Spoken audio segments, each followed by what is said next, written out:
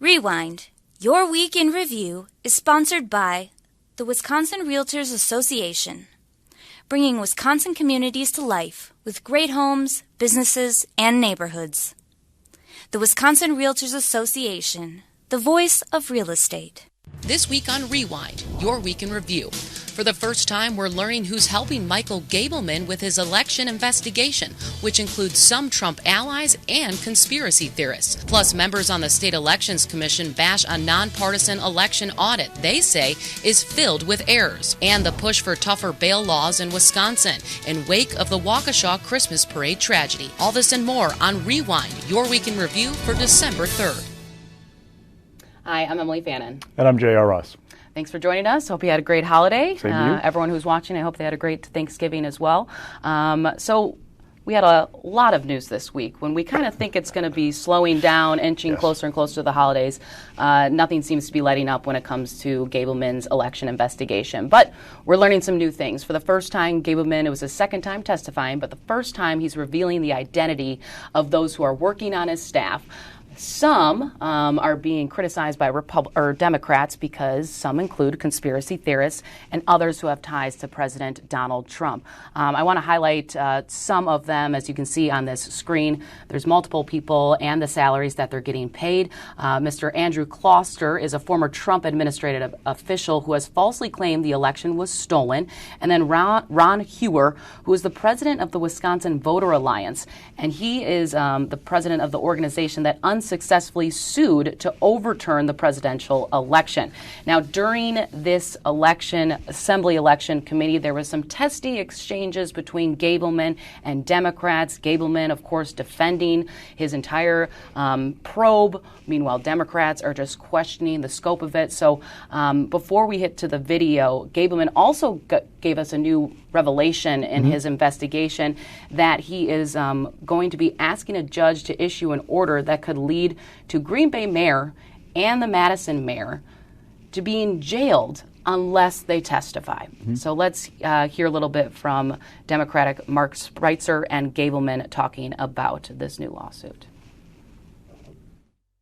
We are ready to move forward with my demand that every government official and every person who took part in administering public elections with Zuckerberg money and Zuckerberg employees now be held to a similar level of transparency so that they may be held accountable. Are you willing to interview Mayor Genrich, Mayor Rhodes Conway in public and have the kind of transparency that you claim you're asking for, and have them answer questions before the entire public of Wisconsin so that everybody can understand what their role was and what their answers to your questions are? These are the kinds of conditions that the parties generally work out by themselves.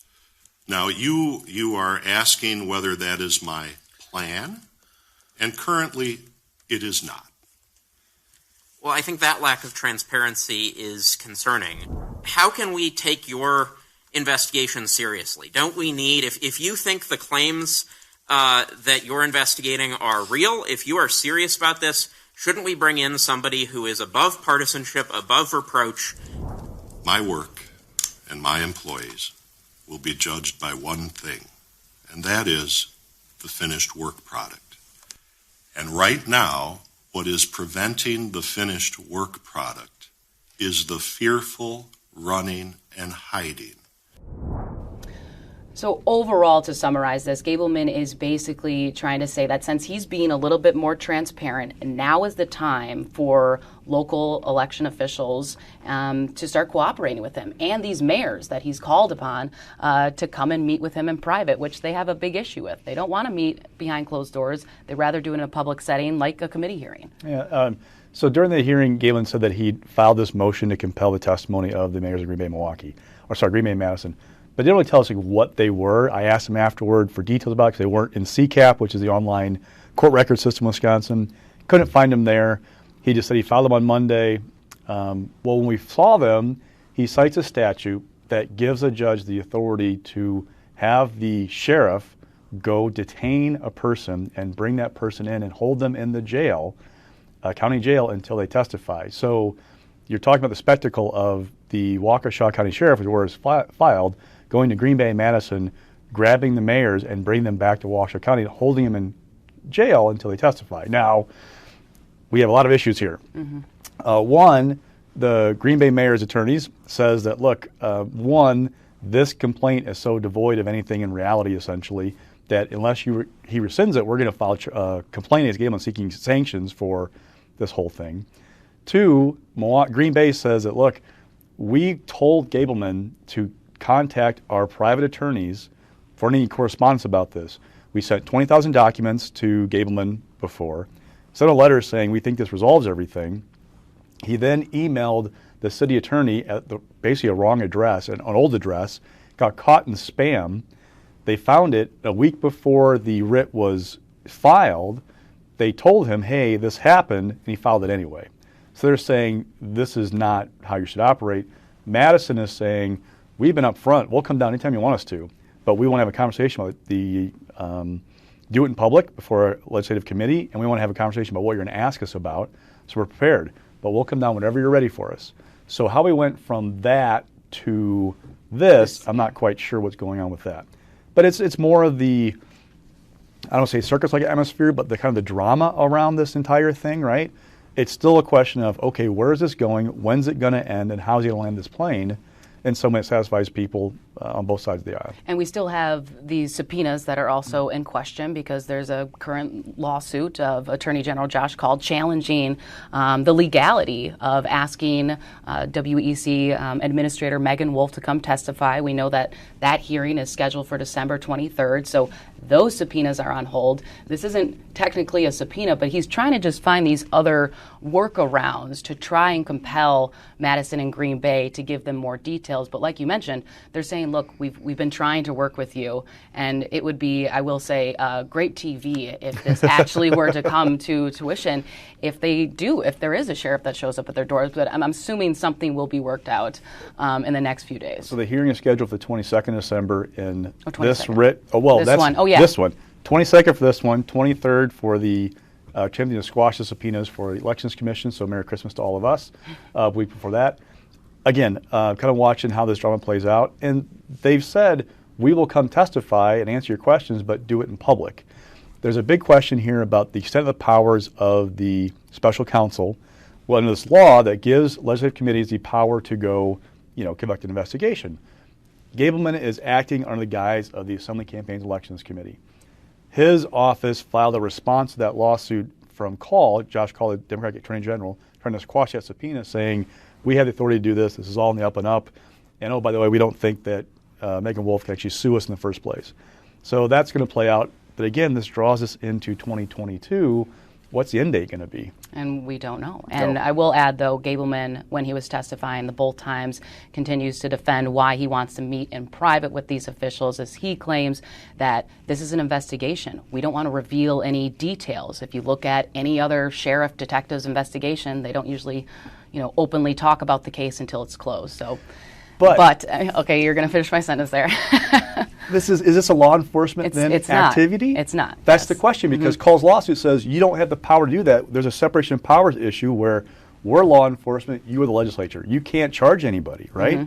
You can find information. So, sorry. It's okay. I was going to finish it up, but yes, I just putting it out there. That's what he continues to say of why he wants to. But the other thing is, it's clear that it's all about the money from the Mark Zuckerberg funded group that went to 200 cities in Wisconsin, or communities, but mostly to these 5 Democratic cities to help run the election. He's focusing on that. That's really where the crux of this is. They made some hints about voting in nursing homes and those kinds of things. Special voting deputies. But that's really the crux right now is these 5 cities that got this money. Well, that kind of launches off next to our next topic, speaking of special voting deputies and all of these revelations from a nonpartisan legislative audit. The WEC kind of slammed that audit during their hours long. It was very fun to sit through, 11 hours. But they had a lot to cover. I mean, this was very highly anticipated that they were finally going to meet. They were finally going to review this. But they are saying that there are so many errors in this that basically is dwindling people's confidence in the elections if corrections are not made to the audit. So when they were meeting, they said some of the errors include how the state uses its records from ERIC, which is called the Electronic Registration Information Center, which helps states keep their voter rolls updated. Another one was guidance that WEDC issued allowing election officials to adjourn their ballot counting on election night. That was something that they approved in October, I want to say, but the audit took an issue with. So let's hear from some of the commissioners themselves calling this audit sloppy and demanding corrections to it. Of all the items in the Legislative Audit Bureau's report, this one was the most egregious example of sloppy work, inaccuracy, and unprofessionalism on the part of the Audit Bureau. The Legislative Audit Committee also was made aware that there were errors, but they chose to have the hearing, and probably the only hearing on this audit, before we got together and did anything about a formal statement about these errors. If in fact this was nothing more than just a error due to lack of understanding or the like, I think almost more egregious than the error and their refusal to share the report with us ahead of time because they decided by themselves that we don't know how to comply with open records or open meetings rules. It's that they still haven't fixed it, even after Megan's testimony about it and the written statements about it. Now, commissioners also approved multiple recommendations from the audit that said, hey, take a look at these. These can help you improve your elections. Now, some include requiring staff just to write up a scope statement that would how to use ballot drop boxes. There was another one, they weren't able to reach consensus about sending special voting deputies into nursing homes, but they kind of worked their way down through these recommendations. But these are just kind of minor votes, so they're sending their staff to do it. Nothing's done, I guess, per se, after this meeting, because Republicans, Senator Steve Noss is already pushing back and kind of demanding them to do more. Yeah, I mean, in the Capitol, the Legislative Fiscal Bureau and Audit Bureau are almost like untouchable. Like, I rarely hear anybody question either of those two agencies. So to hear both Ann Jacobs, who's the Democratic chair of the commission, and Dean Knutson, a former Republican lawmaker who wrote the bill that created the Elections Commission, who sues to serve in the Joint Committee for Review of Administrative Rules, to really slam LAB was kind of like an eye-opener a little bit. Now Steve Noss, who's co-chair of JCRAR, is saying, without offering any examples of like specifics, but saying, after watching this, they're so clueless, they're so uncommitted to fixing these things, we're going to have to act. Well, what's that mean? Remember, the committee can direct an agency to promulgate rules, be in the rulemaking process, to take some action, to submit things to them for review. But what are they going to submit? They began some of the big things, right? On some things, like, for example, the Audit Bureau said you should begin the administrative rules process on how to handle election complaints. The agency said, look, we have an administrative rule in place already. However, state law superseded that administrative rule. That state law lays out everything you know about like timing, burden of proof. We don't need an administrative rule because we have it spelled out in state law. So they didn't do that. So what does NOS want to compel them to do that they didn't do? That's the kind of question hanging out there right now about that. And they have to agree on anything that they pass. Obviously, it's a bipartisan commission. A lot of votes landed on 3-3. But they need to pass these to even get the process whole started. So the big thing, right? One of the big things from the 2020 election was filling us the information from witnesses on absentee ballots. So they kind of tussled about that, and Dean Knutson warned them, look, guys, I know you want to keep current advice in place, which is clerks can use available information to fill in missing things like the zip code, or like if the city's missing, add that, right?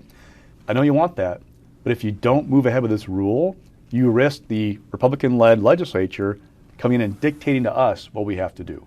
So if you want to keep this practice in place, we should move forward, because otherwise you're risking opening can of worms you don't want to open. And they kind of went, oh, okay, you're right. Went along with them on that.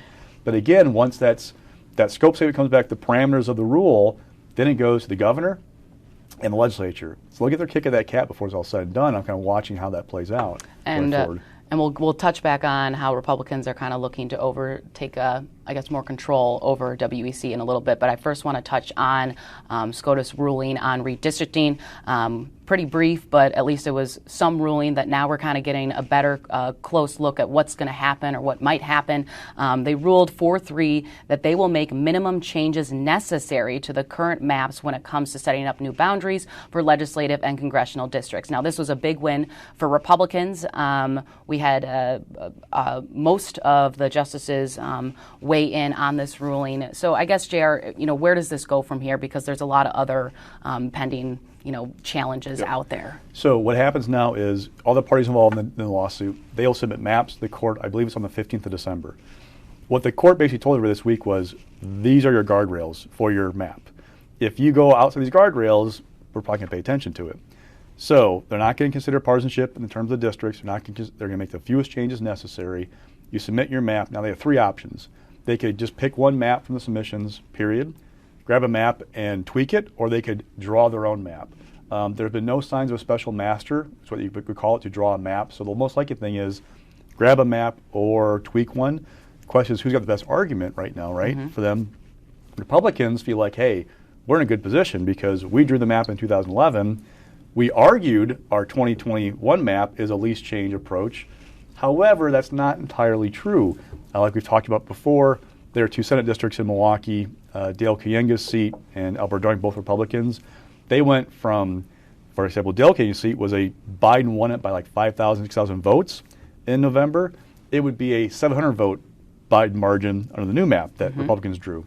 Alberta Darling, Biden lost that seat by like 170 votes. It would be like a 5,000 or 8,000 vote, loss for Biden. So those weren't least change necessary. At the same time, you have to push and pull in these districts to make them work. So you have that. The big question is what happens after the court picks a map. They have a time set aside in January for a possible trial. There's that federal case out there, right? So now I asked a bunch of lawyers this week, like, what could possibly happen? And what they're watching is the court's not going to try to violate anything under state or federal law, right, to draw the map.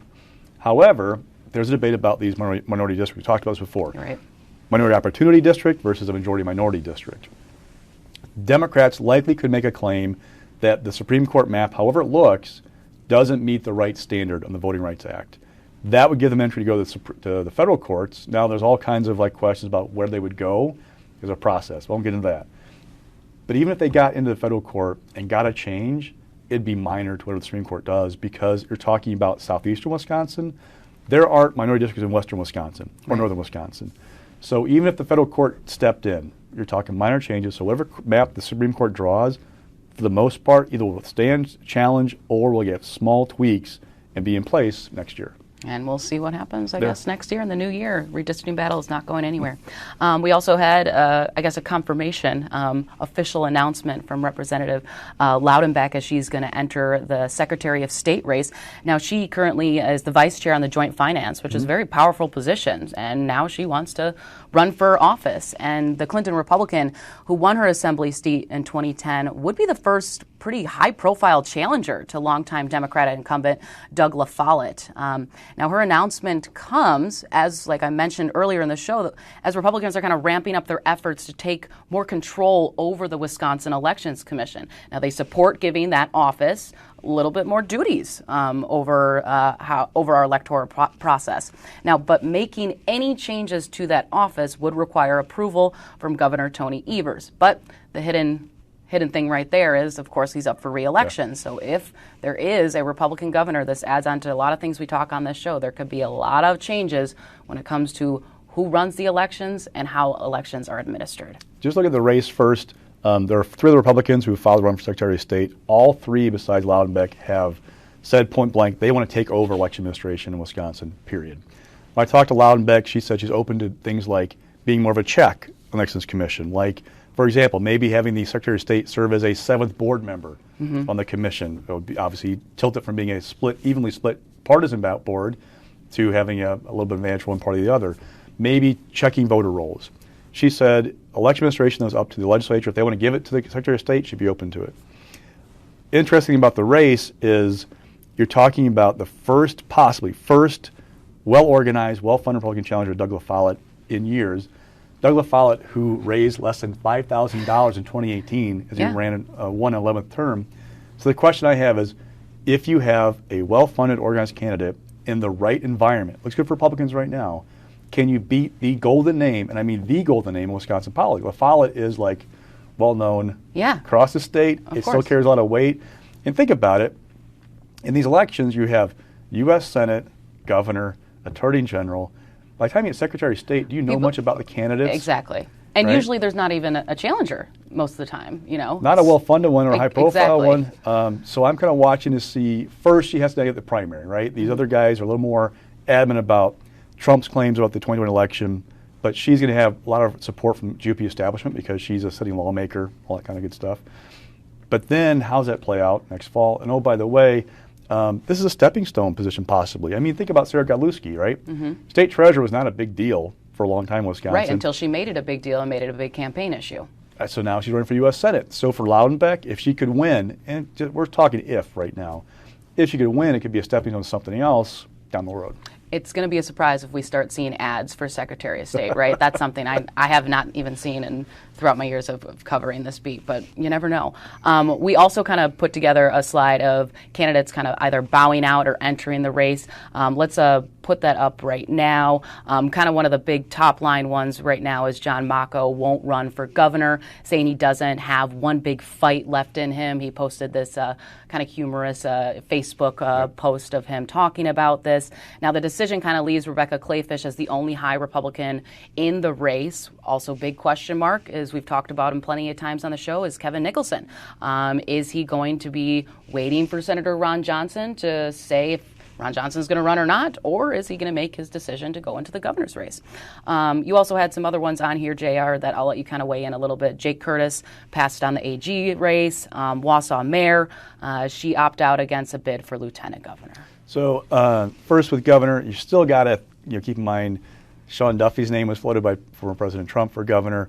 I've heard nothing from Duffy World since that happened. So it's been a while too. It looks really unlikely. You can't forget Eric Hovde. There are some names floating out there. Van Mobley is a southeastern Wisconsin village president, big Trump supporter. He's talking about it for governor.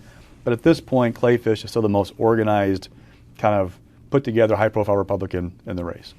For AG, with Curtis saying no, and he's a first lieutenant in the Wisconsin International Guard, extended leave this spring, said I can't do this with my family and my service there. Well, it leaves Eric Toney's in for sure. He is a Fond du Lac County DA, has been harshly criticized by some Republicans for filing charges, then dropping them over the stay-at-home order governor was issued during the outset of the pandemic. That's like a red flag for some conservatives. They'll never forgive him for that. You have Adam Jarko, former state lawmaker. He got into the race, but mostly to kind of torment Eric Toney. He doesn't really want to be Attorney General, but he does not want Toney to become the GOP nominee. Well, now Jarko has to think about it, and he told me he's going to think about it the next week or so and figure things out. He's, very conservative, very vocal on social media. Very vocal on social media, I was just about to say. Never been a prosecutor. That last thing is an issue because you don't have that background that voters seem to like. Now, there's this movement among the conservative legal community in Wisconsin and nationally away from the top cop model for Attorney General toward a quote-unquote top lawyer. They want somebody who's going to fight about individual rights, take on these big issues with the Biden administration, that model, which is interesting because the voters haven't shown a willingness to go there yet. They like prosecutors for AG, they like judges for Supreme Court. So I'm watching to see if you can make that argument next fall. And oh, by the way, if it's a good enough environment for Republicans in 2022, it might not matter your resume because it might be a big enough wave that carries you through. Now, in the LG's race, Katie Rosenberg, the mayor from Wausau, kind of a rising star among progressives. She hadn't really been talking about running, but people had kicked around her name for a while, saying she'd be a great candidate. With her out, at least 3 Milwaukee area Democrats in the race for sure. Sarah Rodriguez, state representative, David Bowen, a state rep from Milwaukee, and State Senator Lena Taylor. There's also talk about the Wauwatosa mayor, McBride. He's thinking about running. Others have thrown their names out there, but not committed yet. So it looks like it's going to be a southeastern Wisconsin candidate running with Tony Evers as of right now next year. All right, and then this actually, the next topic we're going to talk about happened last week, but since we didn't have a show, we thought we'd recap it right now because it's gaining some traction. And what I'm talking about is Republicans are pushing for tougher bail laws in wake of the Waukesha Christmas tragedy. State Representative Cindy Duco, from Delafield reintroduced this constitutional amendment that would basically remove restrictions judges currently face when it comes to setting bail. Now, it would basically allow judges to consider how dangerous a defendant might be to the public when determining how much that bail should be. A judge would also be able to set no bail to keep someone behind bars. Now, some Democrats, I spoke to Representative Evan Goyke last week about this, and he has previously opposed this measure. I believe it was in 2017, the first time Duco proposed this on the floor. It didn't go anywhere. And his argument is that while he agrees Darrell Brooks, who I'm talking about, he is the man accused of plowing through the parade and killing 6 and injuring dozens. Goyke says that he agrees Brooks should have never been let out on bail, but he doesn't fully support Republicans' approach. And why, as I'll read his quote, is a higher cash bail could have resulted in Mr. Brooks being held and we could have prevented this tragedy in Waukesha. But maybe it wouldn't, because if you have money and you can post bail, then you're out, even if you are dangerous. Now, Governor Evers also agreed with the similar approach that, yes, Darrell Brooks should not have been let out on jail. And let's hear from the governor, too, about how he's kind of looking at this case as well, because all the centers around the Milwaukee DA setting extremely low bail. I shouldn't say extremely. His words were very low bail. Only at $1,000, which he was released just 3 weeks before the tragedy. Let's hear from Governor Evers. It's just obvious to everybody in this room that he should not have been out on bail. So we are working with the county district attorney to investigate what's happening. We've asked him to consider several items during his investigation so that we can make sense of things going forward. It's something that just should not have happened, but we have to make sure that we get it right going forward. So after this all happened, we're kind of seeing these Republican proposals, but at the same time, this week, Democrats also introduced a slew of gun safety measures and a bill that some Democrats are calling the Rittenhouse gun loophole. Let's pull up the slide because I'll just quickly summarize some of these because we're running out of time. Some of the Democratic proposals include requiring businesses to sell guns. If they do so, they want them to secure them when the business is unattended, give customers a secure lockable container or trigger lock when they purchase a gun, and creating a reporting system for lost or stolen guns, which would have to be reported within 24 hours. Some of these proposals we've seen in the past. They're not going anywhere. I say that because Republican resistance. And I just want to briefly highlight the other legislation that was introduced by a group of Democrats from Kenosha, the one I mentioned about closing this Rittenhouse loophole. Basically what it would do, it'd be a very minor clarity change to state law regarding the possession of a weapon by a person who is under 18. This kind of comes in lieu of Rittenhouse as the size of the barrel of his gun. Mm-hmm. The judge dismissed that charge because it was just a few inches shorter. So they dropped that charge. So this bill would actually just only allow a minor to possess a long gun if they are legally and actively hunting. I spoke to Senator Patrick Testin about this bill yesterday. He thinks there might be some issues when it comes to, hey, I go to school and I participate in a school rifle club. Am I not going to be able to bring my long gun to school and shoot and have target practice? So there's that. But also, once again, we know Republicans' resistance here is, this might infringe on Second Amendment rights. We're not going to touch those bills. Mm-hmm. Absolutely. All right. Absolutely. I took care of that one, JR. Let's just get the stock picks. First one, rising Derek Van Oren. So look, with the Supreme Court's lease change approach, it answers a big question, or almost answers a big question about the 3rd Congressional District, which is what's it going to look like. We've talked before about this. Democrats know if that district stays the same or gets more Republican, they have a tough fight in their hands. It's been trending Republicans' way. Trump won it by 2 points. like 6 or 7 points in 2016, almost 5 points in 2020. Least change means that district stays mostly like it is. That means Derek Van Orden is a combination of a 50-50 at worst district, a good Republican environment as of right now, and he's raised $1.8 million since the start of this year. Those are all good things for him. Democrats' best hope right now is to disqualify him somehow as a candidate. He was at the protest that preceded the violent insurrection at the Capitol. He says he didn't go on Capitol grounds. There's some debate about that, but he wasn't in the Capitol, as far as we know.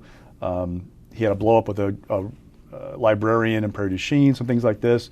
Try and make him seem like he's unfit for office. But look, the guy's got a good team. He's got a very solid conservative message. The district's trending his way. He's in good shape right now for that seat. As of right now. As of right, I was just going to say, you never know what can happen. And then you got mixed this week. Lori Kornblum, she is basically snagged this appointment for the 2nd District Court of Appeals. Yeah, so this seat had been open for a while. A long time, yeah. Well, it actually comes open on January 3rd. The incumbent is retiring. Evers had to extend the application window, which kind of caught people's attention because, like, well, why wouldn't you want that job? Well, Jeff Davis got Evers' appointment to the 2nd District Court of Appeals and lost this past spring by 11 points to Shelley Grogan. So the idea is it's a tough district for Democrats, right? Kornblum is in private practice right now. She spent 20 years in the DA's office in Milwaukee County, so that's a plus for her. But you're talking a very conservative appeals court district. Can you find a path to win that seat knowing that you're Evers' appointee? Because Shelley Grogan against Jeff Davis. Jeff Davis was by no means a real Democrat. I mean, he was kind of a Republican, really. Shelley Grogan ran ads saying you can't trust a Milwaukee liberal appointed by Tony Evers. Like, that was part of her campaign message. So for Kornblum, you got to figure out how do you navigate this. Maria Lazar, a Waukesha County Circuit Court judge, she is running for the 2nd Court of Appeals already. So it's going to be a tough road for Kornblum. Maybe there's a chance, maybe there's a path, but you have to play your cards right to get there. And we talked about this just a little bit ago. Falling this week is the Milwaukee DA, who's under pretty hot water for putting out a very low bail for Darrell Brooks. I just want to keep the politics over here about this whole issue. I mean, obviously it's a tragedy, and you can't say that enough. There's also a political angle to it, right? I mean, Chisholm went before Milwaukee County Board Committee yesterday and said, well, look, this kind of lowly, and I'm kind of paraphrasing, this inexperienced, assistant DA, she didn't have this and that. And we have this big backlog was another thing that they talked about. It's not even the best look. You know, when you have a mistake like this, own up to it. People tell me, find a way to fix it and move forward. By saying, well, here's all my excuses, you're not really owning the issue. Now, the question is, with Chisholm, it's a very Democratic county. We've seen conservatives try and challenge Chisholm before with a fake Democrat. The person put up against him last time was put up by the people who are unhappy about the John Doe investigation, some other things, and tried to run a Democrat, really conservative, to try and beat Chisholm. Didn't work out. So if Chisholm were to run again, a Democratic county, how do you beat him? Well, then you have Rebecca Clayfish, who's saying if she's elected governor, she would fire Chisholm. That's an interesting tack, because once you open that door to moving people from office with the power that the governors have, how do you close it? And what line do you draw? That's besides the point. Chisholm's in a very difficult position right now politically. The question is, how does he get out of it, and is there a way out of it for him? Yeah, and we'll see if he keeps talking about this too, because it's not an issue that's not going to go anywhere, because a lot of us have been thinking about those families and those who are at that parade. All right, well, that will do it for this week. Thanks so much for joining us. I'm Emilee Fannon. And I'm J.R. Ross. Take care. We'll see you next week.